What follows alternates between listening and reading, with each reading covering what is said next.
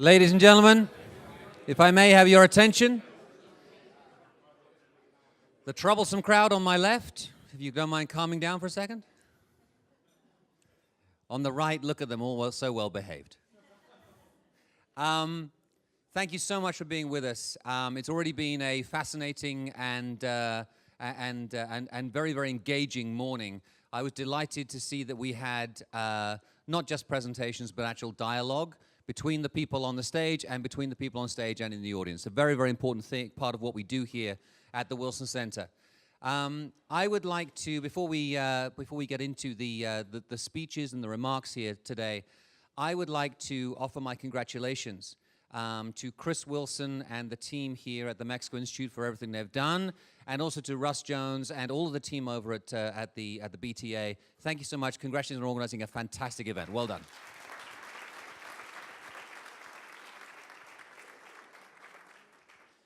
In a moment, we'll be hearing from Governor Ducey with his prepared remarks. And Governor, we are grateful that you were able to step in this morning to our panel discussion.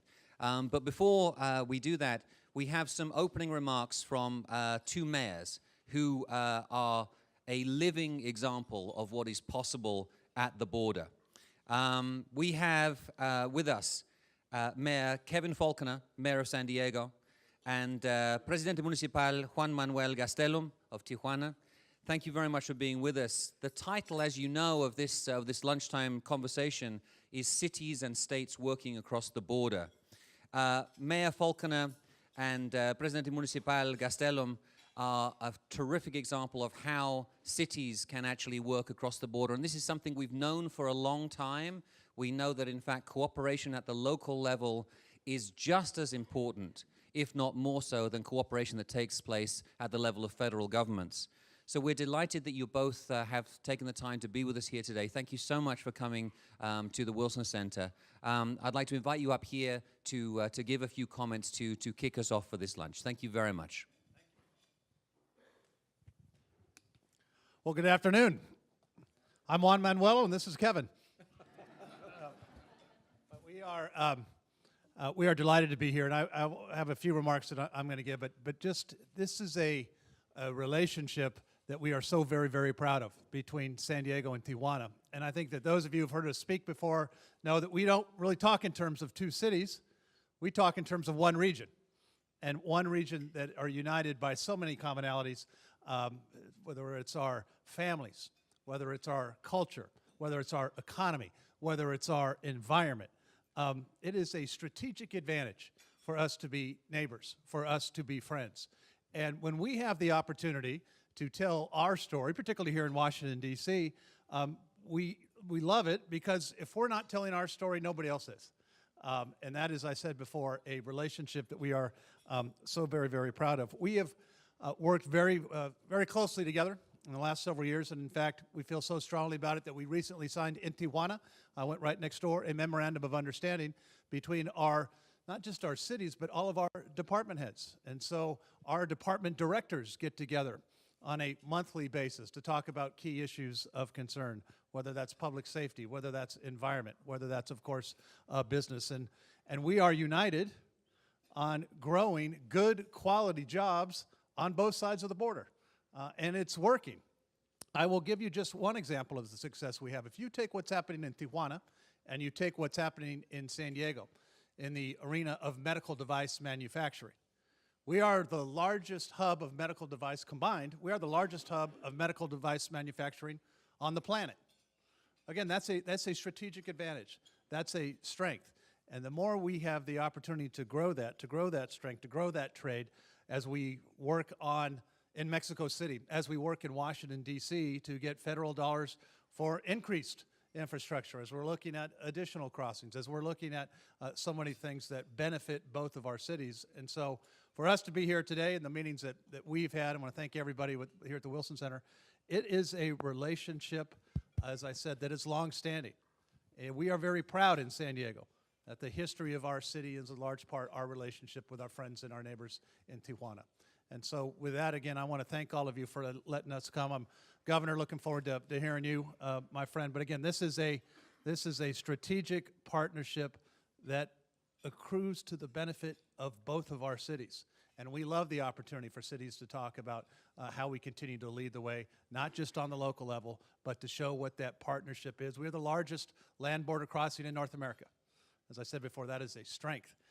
That is something we are very, very proud of. And with that, I'd love to introduce my friend, my partner. He has a much better title, Presidente Municipal, Juan Manuel Gastelum from Tijuana. Juan Manuel? Thank you, Kevin.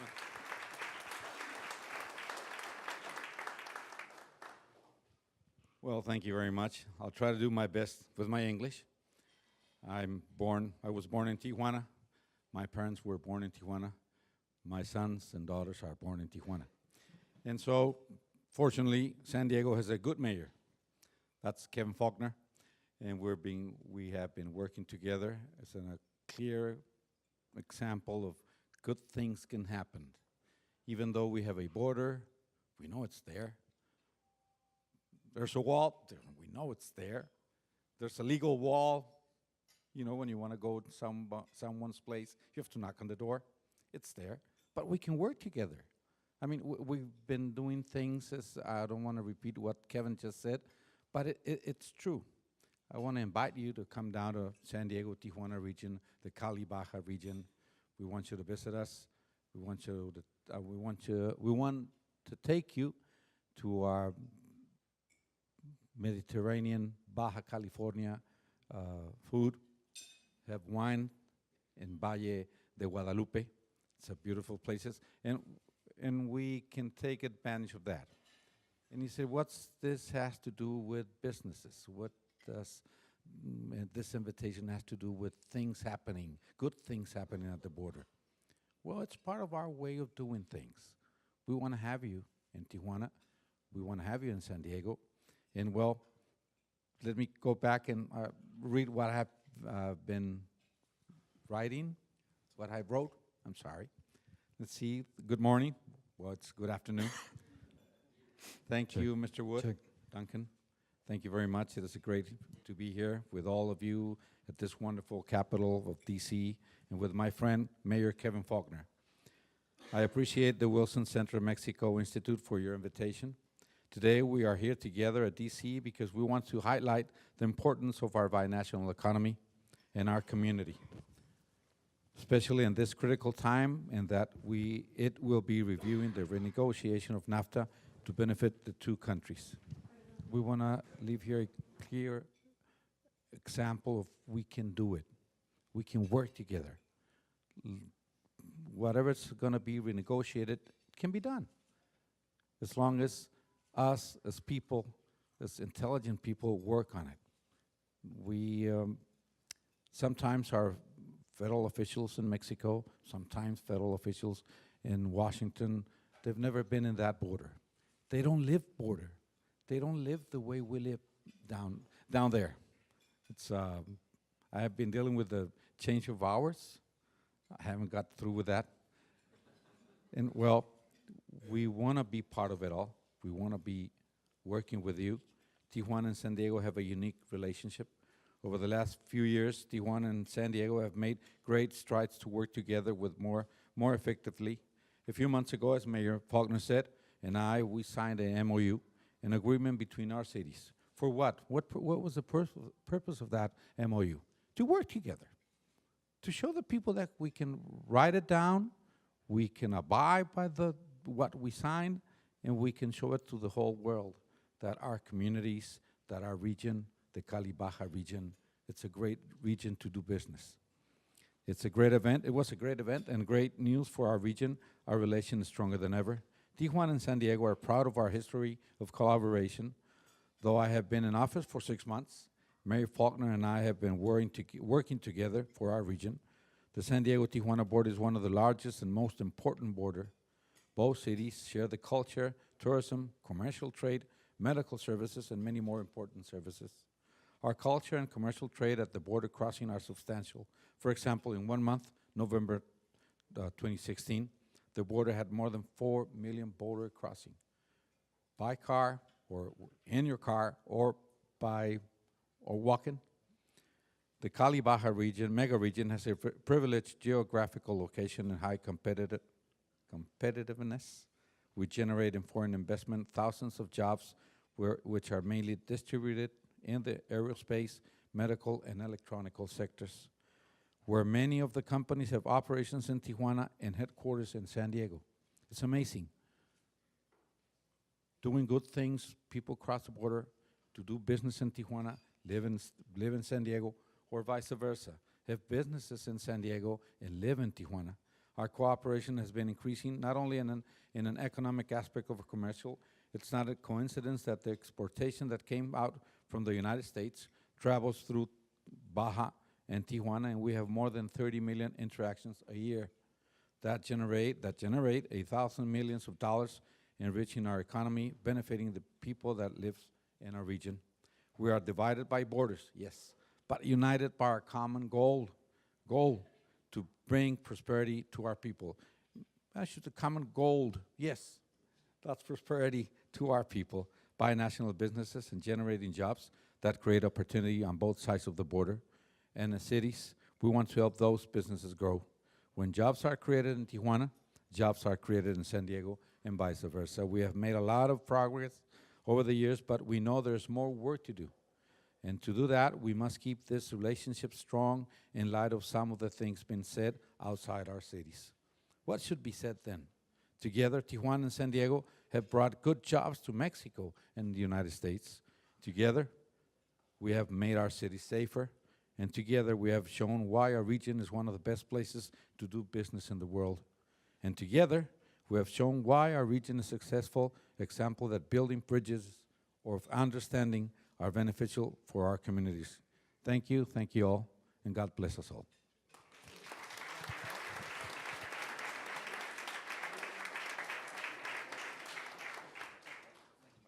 Thank you, Duncan. See you soon. Oh, yes, sir. Mr.'s Mayors, is it Mr. Mayors or Mr.'s Mayor? I don't know how to say it. Mr. Mayor, Señor Presidente Municipal, that's the easier way of saying it. Thank you very much for those welcoming remarks here.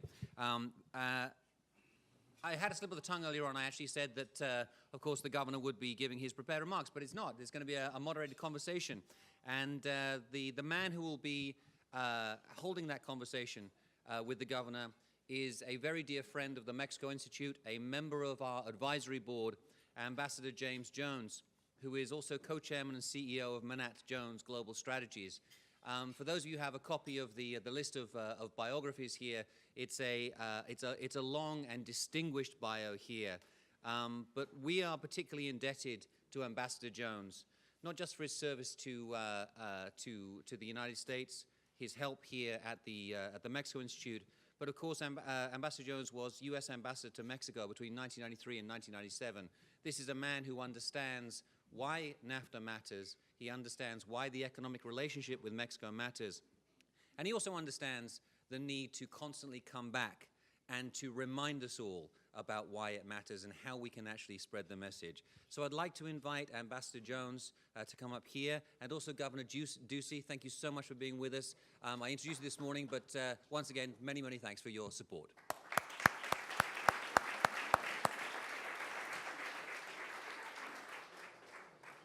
Before we kick off the conversation, let me please just give one more thank you, and that is, of course, to our sponsors, to Werner Enterprises, to Constellation Brands, Corona Extra, the Ambassador Bridge, Pro Mexico, Manat Jones, Fresh Produce, and Delphi, all of whom, of course, understand the vitality of this relationship. Thanks for your support. Jim. Well, thank you very much, Duncan. It's good to be here at this conference. The Mexico Institute has done and is doing so many good things in our relationship, and I'm just very pleased to be a part of it. A couple of years ago, I usually go to Mexico on average once a month for client-related issues, and I was down there and I called a friend of mine, Carlos Slim, and we chat from time to time. And he said, "What are you doing for dinner tonight?" "I'm hosting the governor of Arizona and their delegation." And I thought, well, I have another dinner, but I'll come by for dessert. And I really wasn't looking forward to this with the reputation that Arizona had done in the last few years. And so we sat next to each other, And it was absolutely delightful conversation. He's not an ideologue. He is someone who sees issues and tries to solve them, and he works with others to get that done. So I was, as a Democrat, thinking this is hard to do, but I could support a Republican here. And I've been impressed with all he's done since then. The first question, I guess, Governor, would be, you did inherit a relationship that had been torn between Arizona and Mexico. How did you turn that around, and what advice would you give on that? So again, I just want to say it's an honor to be here at the Wilson Center. And Ambassador, I want to say thank you for the kind words. Thank you for coming by that dinner. And you know, as somebody who entered politics from the outside, as a business person, I really naturally brought that approach to this relationship with Mexico.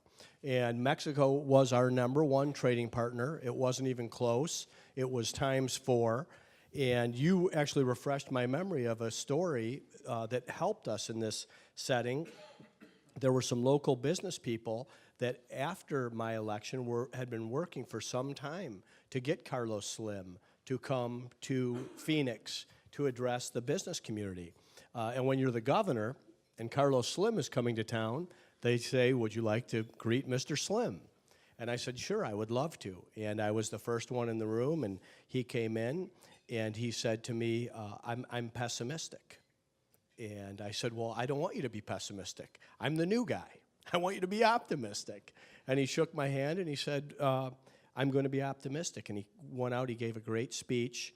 He invited me down to visit Mexico City. We put a delegation together. I see Glenn Hammer here and Leah Marquez Peterson of our business community, our academic community, and government leaders. And it just got the fresh start off to a good start. And the idea was, let's turn the page. You know, we had enjoyed an excellent relationship for decades, and you were a part of that with former Governor Fife Symington. So the relationships, the affections, the trust was all there laying latent.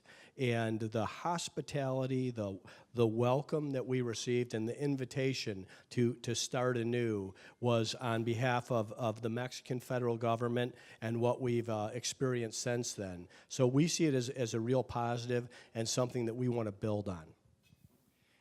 In that connection, a couple of weeks ago, I think you had a summit, a meeting of the Arizona-Mexico Commission, which goes back many years and has been a real valuable thing. What did you accomplish at the summit a couple of weeks ago? So the summit was a record attendance summit. We had over 600 people in attendance. It was a standing room only, sold out event. And throughout the 28 months of the administration, each successive summit has been more positive or better attended than the last. And if you think of the last 28 months politically, you could probably imagine that this would be a challenge. But because the relationship started upon election, it started upon the inauguration of Claudia Pavlovich, and mayors, to see the relationship that you have. The only one that I wish were here today would be Governor Pavlovich, because we could have much the same conversation, which I think any government leader can, with their, you know, cross-border peer in terms of building a relationship. So regardless of the circumstance, regardless of what some others in the state may think, you can take charge of your realm. You know, this last one, we had a fun thing to work on. It was really a memorandum of understanding for a tourism trade and cruise ships that are going to be coming to Puerto Penasco, which in Arizona we call Rocky Point. But we bring from law enforcement to the Commerce Authority to transportation officials to agriculture officials, every peer official in each government comes to these summits, along with business leaders, which I think in trade is really where the solution is to provide prosperity on both sides of the borders, but also education leaders. And we just build the relationship more. We'll focus on an agenda of what needs to get done. And there is no shortage of opportunities around economic growth and development. And we've had some successes along the way, too, and real tangible results and victories that have been able to communicate to the people of Arizona why this relationship is important. The politics and economics get intertwined in this relationship, and it's going to be more so in the coming months and weeks as the negotiations on NAFTA, to update NAFTA, occur. One of the things that I found when I went to Mexico the first time was that I really had responsibility in 3 different countries: Mexico, the United States, and the border. And they were distinct entities in many ways. How do you get the border relationship and thinking transferred into other parts of the United States to influence and moderate the political rhetoric and thinking that's going on in other areas? Well, I think that's an important point that you bring up, because it's incumbent as a leader to make sure that you're using the proper tone and communicating in the right way. And on that first visit, I was able to visit with Ambassador Anthony Wayne, and he was part of that hospitality and welcoming that opened the door. And I handled the visit as the leader or the chief executive of the state of Arizona. So in that capacity, we can focus on trade, on the education exchange, on all the positives that we had to deliver, to lay groundwork for. And we also addressed the very real political reality of border security. But we did it in a way where we're concerned, of course, in Arizona, with the drug cartels, with human trafficking, and to our great good fortune, Governor Claudia Pavlovich has those same concerns. So we were able to put law enforcement together. So when you said 3 countries in terms of the United States, Mexico, and the border, I looked at it as 3 separate issue sets. One is economic growth and development, and this is something that a governor can affect. The other is public safety, and this is something that a governor can affect with proper communication and coordination. And then the third part of it is immigration. And immigration is a federal issue, but we can advocate for what we think is good policy. And that worked not only in the state of Arizona, that works, I think, not only politically in terms of a winning message, but it allows you to put good policies forward and to amplify them. On the immigration issue, I guess Mexico is the largest part of Arizona's economy, with roughly 100,000 jobs, according to a Wilson Center study, dependent upon trade with Mexico.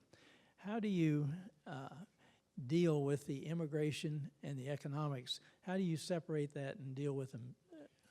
Well, I don't know that you can separate them. I think that they come together, don't they? Arizona is a state that over the last several decades has just grown tremendously. We'll have over 7 million people in the state of Arizona at the close of this decade.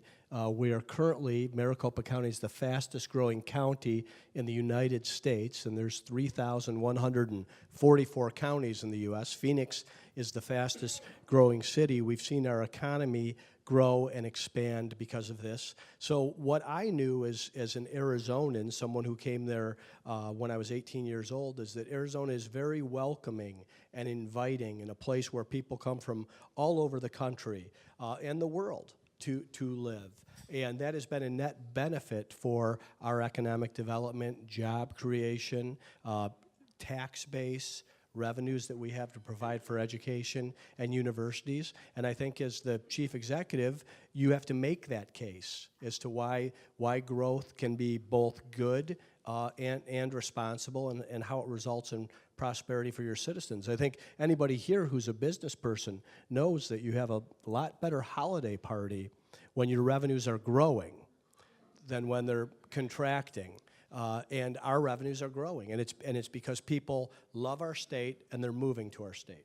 And you're doing a lot of cross-border economic activity, and as the 2 mayors said it's very integrated in Tijuana, San Diego.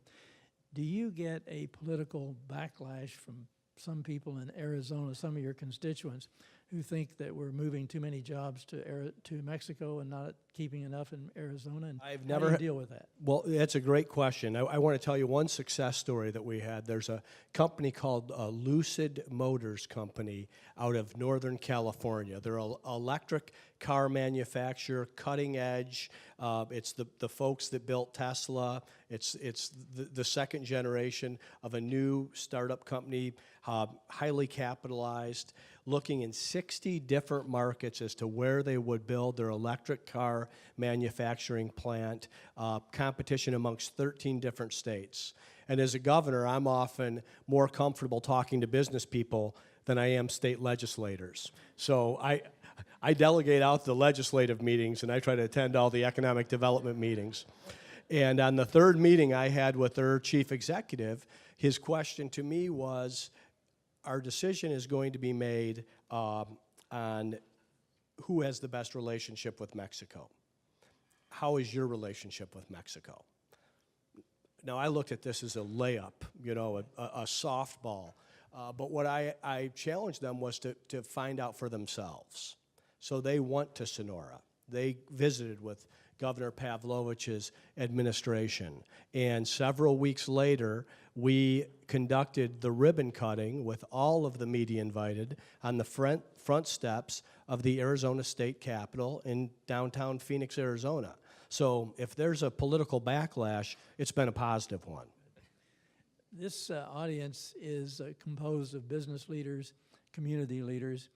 As we go into the NAFTA negotiations, what advice would you give to them to help influence the right outcome on those negotiations? Well, I think a great question, and I think like any public policy debate, is to be vocal, to be an advocate, and to provide real-world stories about how this relationship and an improvement in this relationship. And I think that really is the opportunity in this discussion, is for an improvement in our economy. I think so much, and this is just an instinct. I don't have any evidence of this except anecdotally, is that the issue in the last election wasn't trade.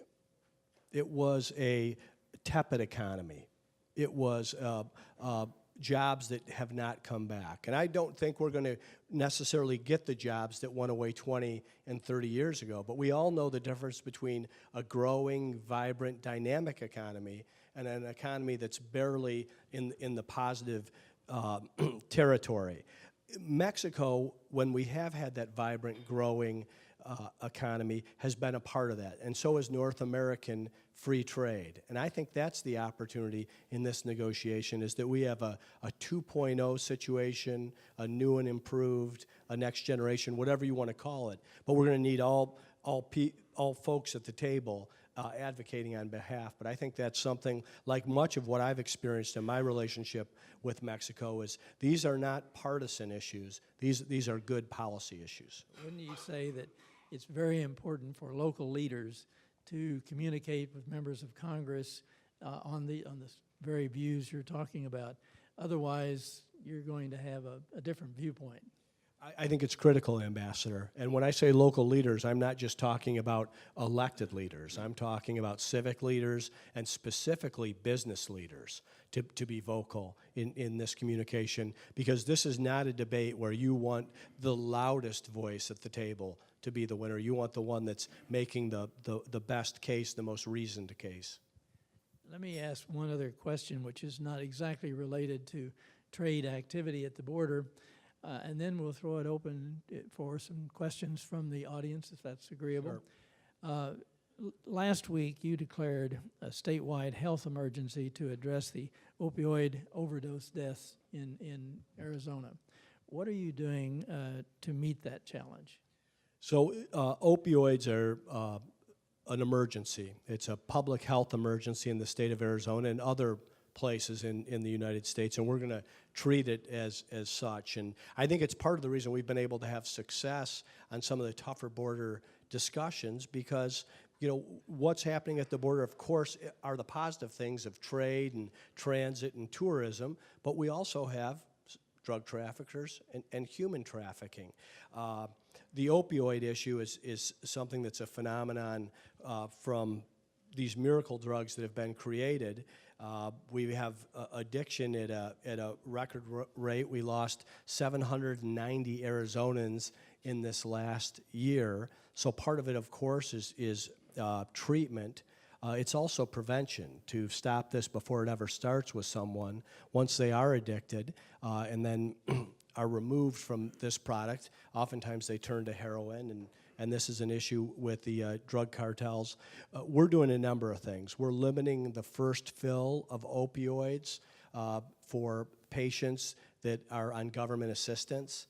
We are monitoring the prescription drug database so that we can avoid doctor shopping. We're working with local retail distributors so that people can return their opioids when they don't need them or they've been overprescribed. We're also working with the medical community so the doctors have proper education on the right way to dispense this pain medication. But this is an issue. I think there are more layers to the onion here. Like you said, Ambassador, we have declared an emergency in the state of Arizona. You've seen some other states take dramatic action, and it's something we'll have to continue to deal with. Okay, the floor is open. If someone has a question, just raise your hand. We'll take one more shot at that after I ask this question. Hey, Ambassador Wayne. Governor, when you came down to visit, you had representatives from both of your universities, I think, with you, or both the big ones, and that relationship has continued to prosper. Maybe you could say a little bit about that, because that's another aspect of the interaction between the two countries. It's very important, especially as we get into this next generation of technology, as you were talking about, and jobs are changing and opportunities are changing. Yes, great memory, Ambassador Wayne, and we had a University of Arizona with us, and we met with the large national university in Mexico City as well for the cross-border exchanges that we can have around the engineering schools, language opportunities.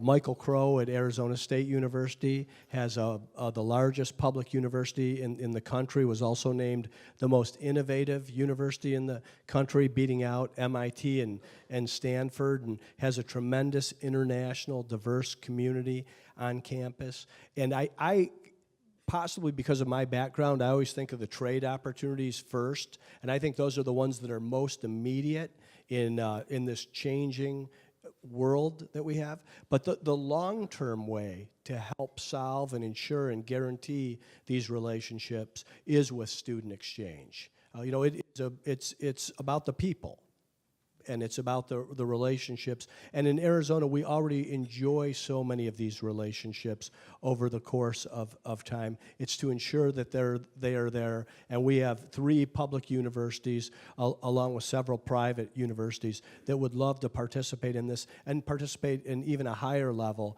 I think that's a takeaway that we can bring back to Arizona to challenge these presidents. Is there another question from the floor? Pat? So you made reference, and there have been other references throughout the conference today about USTR's notice on renegotiation of NAFTA, and people making themselves known. There was a very brief 15-day window for submitting written comments. Have the states submitted comments, the border states, to your awareness? Has the state of Arizona submitted comments concerning that? Elected leaders and state leaders, the state doesn't, I would speak on behalf of the state. I've been outspoken on this. I had a situation after the election cycle. My name wasn't on a ballot in 2016, but before the swearing in, where I was down with the Phoenix Suns in Mexico City for a couple of games that we played at the magnificent arena that you have there, and met with many of the business leaders. And they wanted to know what my position was going to be on trade and this relationship.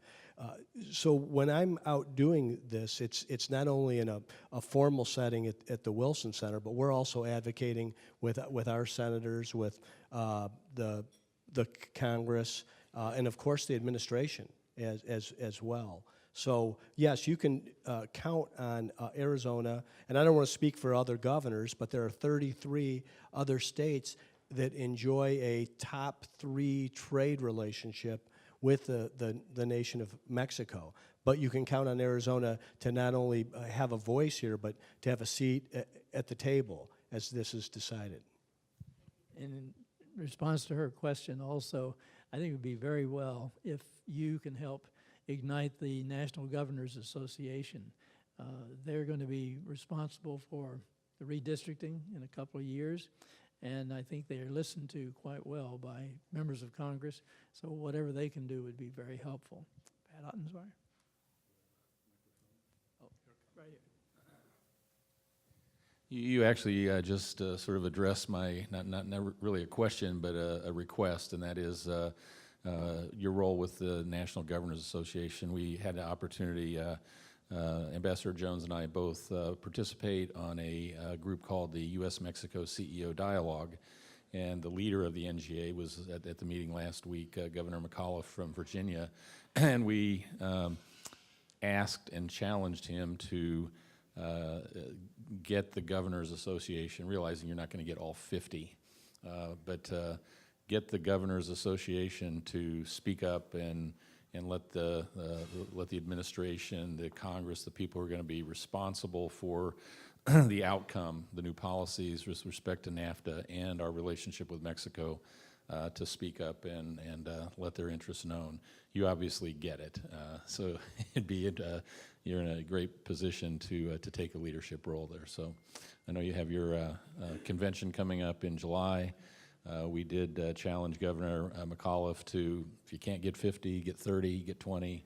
There were 18 U.S. senators that as soon as Ambassador Lighthizer took his hand off the Bible, there was a letter in his palm, and I was one of 32 U.S. CEOs that signed a letter to the President, and I agree with you. I think just making that message, that outreach to anyone and everyone that you think is going to be influential in the process is important right now. So thank you. Yeah, it's a great suggestion, and it's something that we're definitely going to do. I mean, Governor Raimondo is going to host us next month in Providence. I have found the National Governors Association to be a very productive organization since I came into office. We typically deal with the issues that are most topical at the moment, and this will be topical at that time. Not only do we have a relationship with the governor of Sonora, but also the governor of Sinaloa. And I think this idea of relationships among the United States governors with the Mexican governors and with our counterparts in Canada is important, and building this strong North American trade alliance is really the opportunity here to come through these turbulent times. So yes, that's something we're going to do, and we think Arizona has the story to tell in many ways. We've been a model state, and we want to share that with people. Any other questions? Governor, would you like to make closing remarks? I just want to say again, thank you, Duncan and Chris, for having me here. I'm honored to be able to talk about what we're doing in the state of Arizona. I don't think there's any magic here. It's a focus on what's most important for your citizens, for your state's economy, and then doing the work. The groundwork has been laid. There's so many relationships that predate elected leaders, and the business leaders and academic leaders have created over the years, and then of course the good people in the diplomatic roles. So to dig in, to encourage the folks back home to do that, and that's how we'll solve these problems, is through conversation and through a plan of action, and then proper execution. And what you're doing here at the Wilson Center on behalf of that and on behalf of free trade is something that Arizona wants to be a part of. Thank you for having me. Thank you very much, Governor.